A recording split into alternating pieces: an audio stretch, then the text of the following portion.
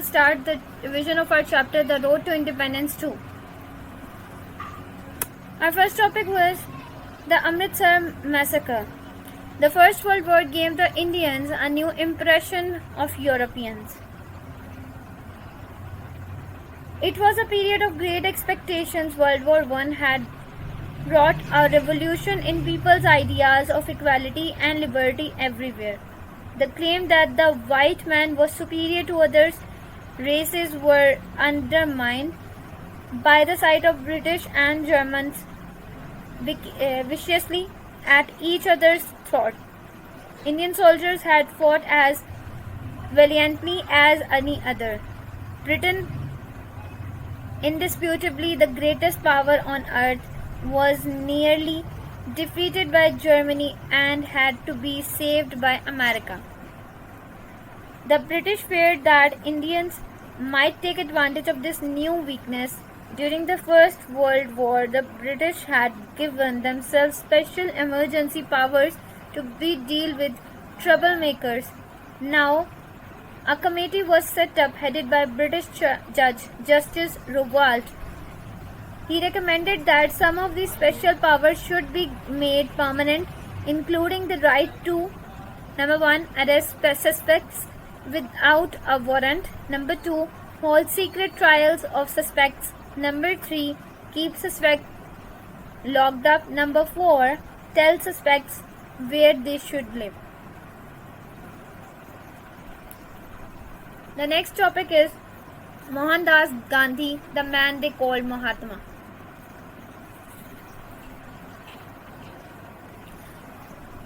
Mohandas Gandhi, who was born in 1869, had trained as a lawyer in England. Then, in 1893, gone to South Africa and stayed for 22 years. When he returned back to India during the First World War, he supported the British war effort but seemed uncertain which political direction to take. Then the Revolt Act gave Gandhi a vision of new India without British rule. He believed strongly in non-violence. He encouraged a system of non-violent resistance to the British called Satyagraha, Truth or Love Wars, which involved a refusal to cooperate. The Gandhi Satyagraha was almost a religion. He believed that through it people could release power which would drive the British from India. Gandhi began to dress in a way which appreciated by the people of poor India in cotton cloths that remained them of Hindu holy man. He spun cotton for half an hour every day to make cloth for his own clothes. He turned his back on the idea of industrial development. Happiness lay not in the machines and factories, he believed, but a pleasant, simple life offered life-giving true happiness. He showed concern for people at the bottom of Indian social structure, the untouchables. They were outside the caste system and had no jobs, which Hindus within the caste system believed were unclean. For example, sweeping up rubbish. Gandhi gave them a new name, the Harijans, little brothers. He urged Congress to improve the conditions for them. Next topic is the killing of the Bagh. Gandhi organized strikes and demonstrations across the subcontinent in early 1919 to protest against British rule. However, nothing broke out, making Gandhi a wish to peaceful demonstrations seem impossible. The greatest violence was at Amritsar, the sacred Sikh city in Punjab. European bank managers were murdered and British lost control. They put a ban on meetings and demonstrations, but on April 13, about 10,000 people gathered in a walled square known as Jallianwala Bagh. The Governor-General Colonial Ordware called in General Dyer and 50 troops, 25 Gurkhas and 25 Balochis to deal with the crowd. The troops blocked the exit and the Bagh. Then Dyer gave the order. His troops opened fire. In 10 minutes, according to the official British Square, 379 people were killed and 1,200 wounded. The following day, there were riots at Gujranwala in northern eastern Punjab. The British brought in aeroplanes to bomb the protesters. In Lahore, crowds took control of the city for 2 days. Martial law in Punjab was announced on 15th day when an official notice posted on the wall of the Sanatan Dharma College in Lahore was torn down. As a punishment, between 50 and 100 students and lecturers were marched to the fort 3 miles away and imprisoned for 30 hours. Elsewhere, there were public beatings and the humiliating punishments. On April 18, Gandhi called off the protest. Many British people praised General Dyer's actions at Amritsar, but Winston Churchill, at the time Secretary of State for War, was not one of them. Winston Churchill wrote, "It is an extraordinary event, a momentous event, an event which stands in singular and sinister isolation. I was confronted," says General Dyer, "by revolutionary army. What is the chief characteristics of an army? Surely that is armed. This crowd was unarmed." Next topic is the Khilafat movement from 1919 till 1922. What is Khilafat? Since the 16th century, the Turkish Khalifa was considered by many Muslims to be caliph. He was also a sultan, ruler of Turkey. The Khalifa's empire, the Khilafat, included the most important sites of Islam, Makkah, Medina, and Jerusalem. By the start of 20th century, there was a little left of once great Ottoman Empire. Then, in 1909, Caliph Abdul Hamid II, 1842 till 1918, was overthrown by a secretive nationalist group called the Young Turks. Abdul Hamid was succeeded by his brother Mehmed V came as a result, but the real power lay with the nationalists. The final Ottoman collapse, however, came as a result of the First World War. In 1914, Ottoman government joined the war in support of Germany and Central Powers. Ottoman Empire was attacked and invaded at many places throughout the war by allies. Its territories, places throughout the war divided up between various countries. For example, Russia promised Istanbul, France was given influence in Syria and Iraq, Britain took control of Cyprus, Egypt and parts of Iraq. Palestine was placed under international rule. Muslim holy places were under threat. But 1918, most Ottoman lands were under the control of allies. Because the Ottomans supported Germany during the war, when the Central Powers were defeated, the Ottomans were defeated too. In 1920, Turkey, the central part of the Ottoman Empire, was forced to sign the Treaty of Sevres, by which the empire was abolished. During the war, Caliph Mehmed had declared a jihad and invited all the Muslims, especially those under the rule of allies. Now, in support the Caliph, Indian Muslims began the Khilafat movement. The leaders were Muhammad Qatli, and Abdul Kalam Azad. Next topic is what were movement's aim? Khilafat movement had two main aims: given power back to the Caliph. Number 2, to gain independence from India. To achieve first aim, Maulana Muhammad Ali went to London to protest about European policy towards Islam. British listened to him but ignored. On his arrival back to India, Maulana Ali Johar that now British should be no longer be obeyed. Now Muslims began to join Congress to achieve the second aim. Maulana Ali invited Gandhi to join the Khilafat movement, on which Gandhi also attended the Muslim meetings of Khilafat movement. Gandhi advised the Khilafat committee began Satyagrah in 1920. Students left British educational institutions and a British government should not be obeyed. Their goods has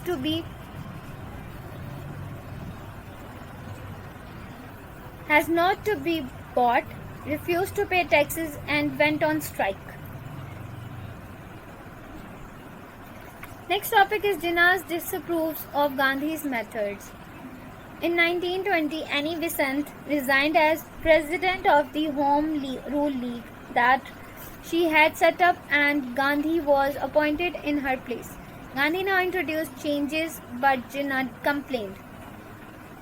While he was not agreeing that Satyagrah non-cooperation was a good idea, Jinnah felt strongly that people were not yet ready for it. When his complaints were ignored, he resigned from the Home Rule League.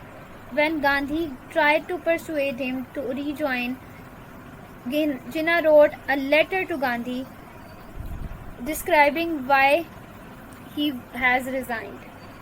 The year Gandhi became the leader of Congress, which now had the support of variety of sections of society, especially peasants, workers and intellectuals. Many had only one factor in common, a wish for independence. From the British, Gandhi called the widespread Satyagrah movement, but at the annual Congress meeting at Nagpur, Jinnah spoke out bravely against Gandhi's policy and he resigned. Problems for Khilafat movement. There were many problems in which Khilafat movement has been stuck. Number 1, Hijrat of Afghanistan. Number 2, Mopla rebellion. Number 3, violence at Chauri Chaura. Number 4, collapse of Khilafat movement. The Hijrat to Afghanistan. Some Muslims believed that the British had made India a land unfit for Muslims.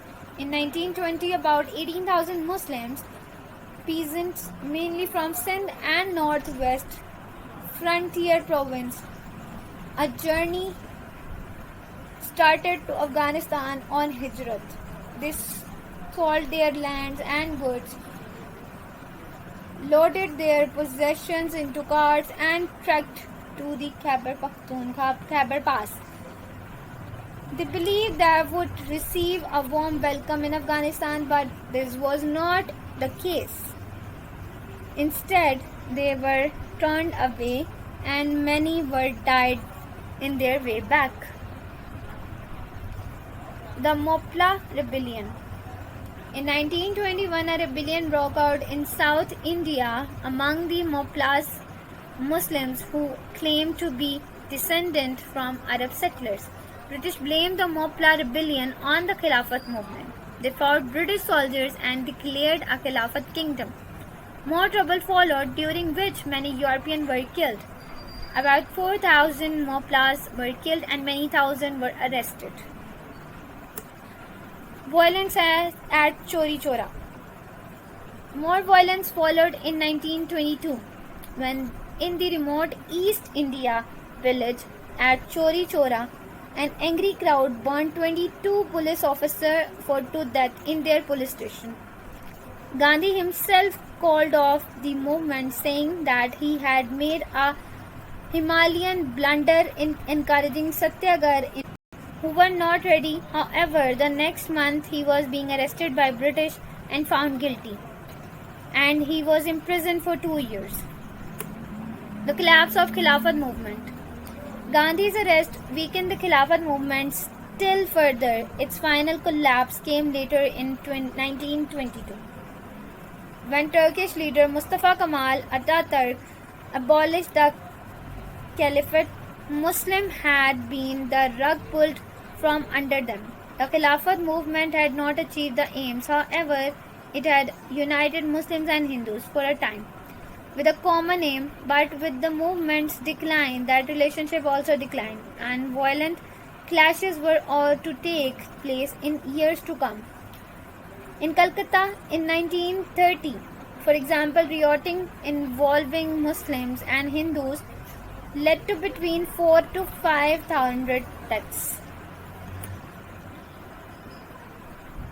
The influence of Kemal Atatürk. Atatürk modernization.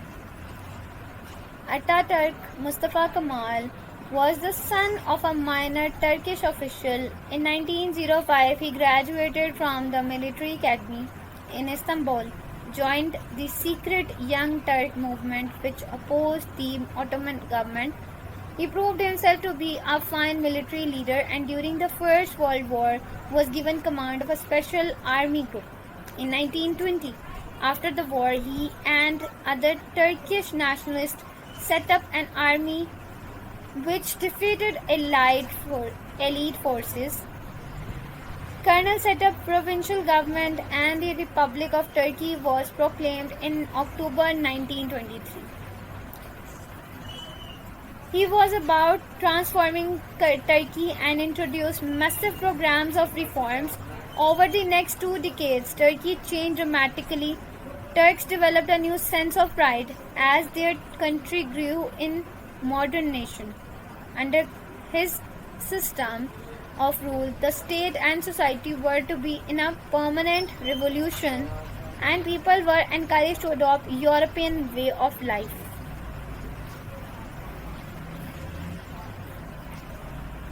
Next topic, religious changes. Kemal set about reforming religious matters. He abolished the caliphate altogether, leading as have been to the collapse of Khilafat movement in India. At the same time, he closed Islamic schools. The whole system of Islamic law was abandoned, and over a short period of 5 months, in 1926, Turk took Swiss, Italian and German laws as its own. In 1928, Islam lost its status as the state religion.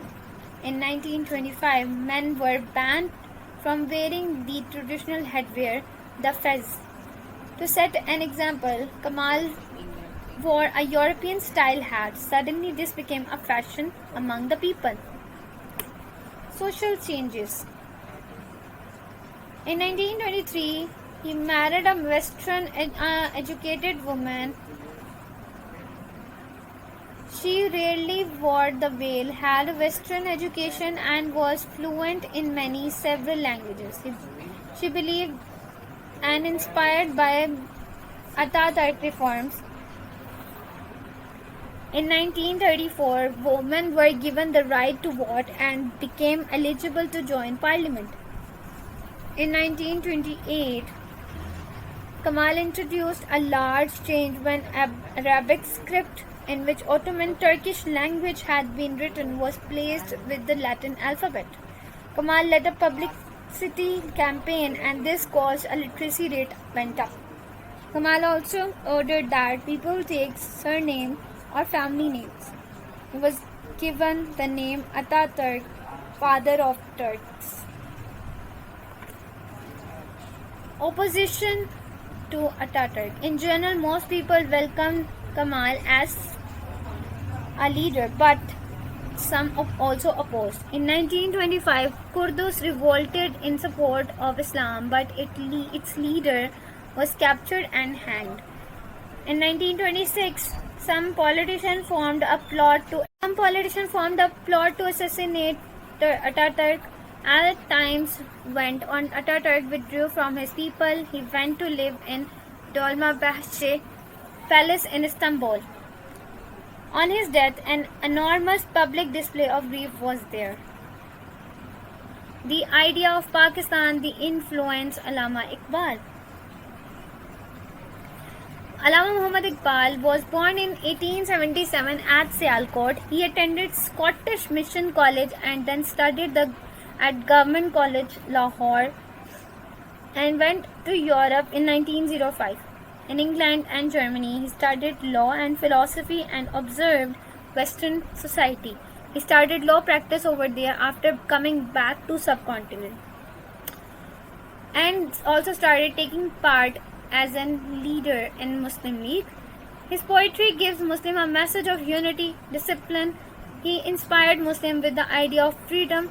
2 books has been written in Persian, which were named Asrar-e Khudi and Ramuz-e Bakhudi.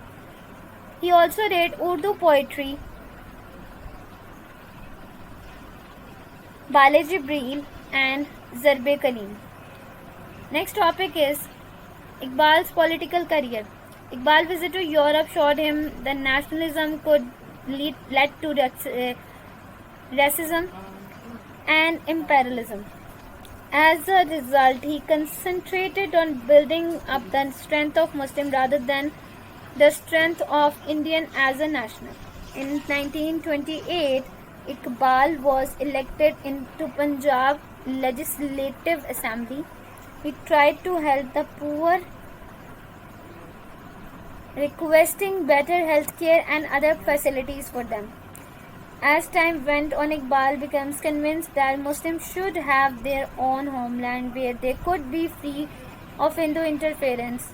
In 1930, he made a famous statement which gave direction Muslims and inspired Jinnah in his struggle for the creation of Pakistan.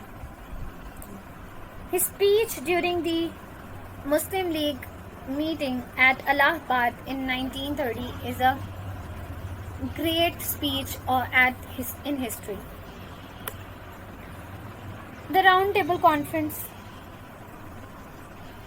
Early 1920, Jinnah firmly believed that the best way forward was Hindu-Muslim unity. In 1924, he told that Muslim League the British rule continued mainly because the people of India, particularly the Hindus and Muslims, do not trust each other. In 1928, Jinnah put forward the famous 14 points which was asked the rights for Muslims. When Congress leaders would not accept Jinnah's proposal, an unbridgeable debate divided grew between Hindus and Muslims. An uneasy relationship between them continued until the Round Table Conference held in London. Gandhi's Salt March leads to London. By the 1930s, Gandhi had become a well-known figure around the world. Gandhi's idea was to protest against the tax on salt by the British. British had collected the tax since the time of Robert Clive. Gandhi set up a march from his home to beach near Bombay. He talked with Viceroy Lord Irwin, after which he cut off the protest. British organized their 3 round-table conferences to find the way they rule over the India which was acceptable by everyone. Jinnah's Great Shock. The Round Table Conference failed because of 2 reasons. The British were not over the power. Number 2, different groups of Indians could not agree among themselves. Jinnah was disgusted and discouraged by the attitude of Congress. And then he left. In London, Jinnah practiced law. He bought a large house and lived the life of a wealthy man, having a smart car, and his wife had died, and so his sister Fatima and daughter Dina joined him. Dina went to school, but on free days her father took her out. New life for the League at Lucknow.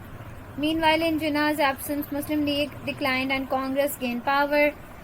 Gandhi and Jawaharlal Nehru became well known among the Muslims and popular with some.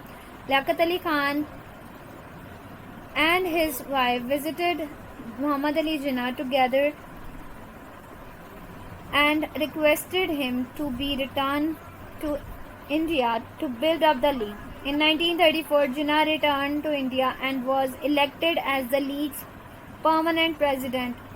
His achievement in rebuilding the League would have two far-reaching effects. The sun sets on the British Empire.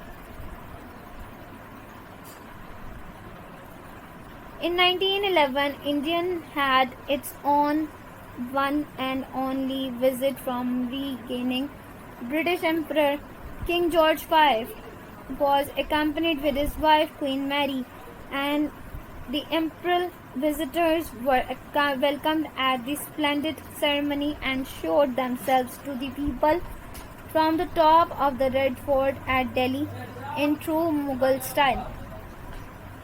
How fast and how greatly Indian attitude change was shown by the visit of George V's son, the Prince of Wales, Edward. Only 10 years later, in 1921, the mood was very different in Bombay, led to rioting in which 53 people were killed.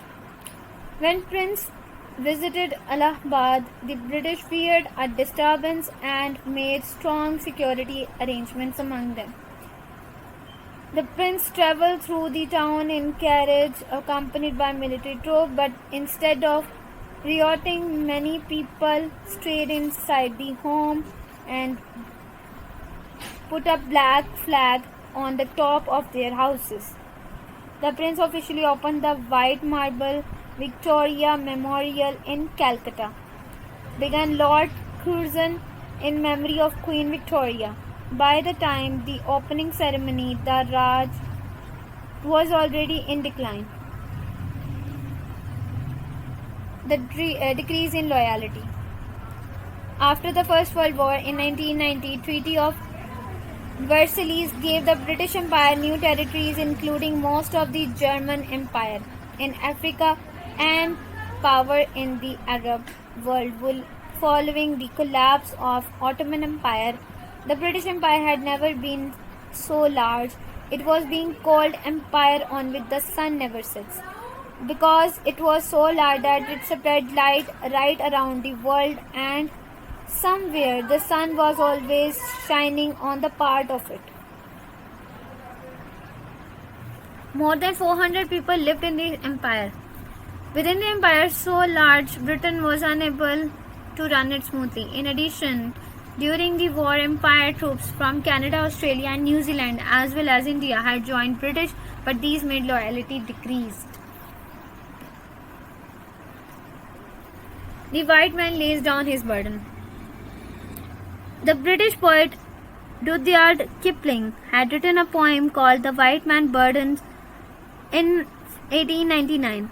Although it was actually about American control of Philippines, the poem captured the public imagination. The phrase "the white man burden" came to represent the whole concept of imperialism. The poem expressed the view that people of non-Western cultures were childlike. Western people had a duty to carry out the heavy and thankless task of ruling them until they developed sufficiently to rule themselves. World War, Australia, Canada, and New Zealand took part alongside Britain. The war weakened the British Empire, especially in finance and trade. Many of the Britain allies no one longer wanted to along with the empire. So soon Britain lost its leading power due to economical weakness. Why British lost interest in India?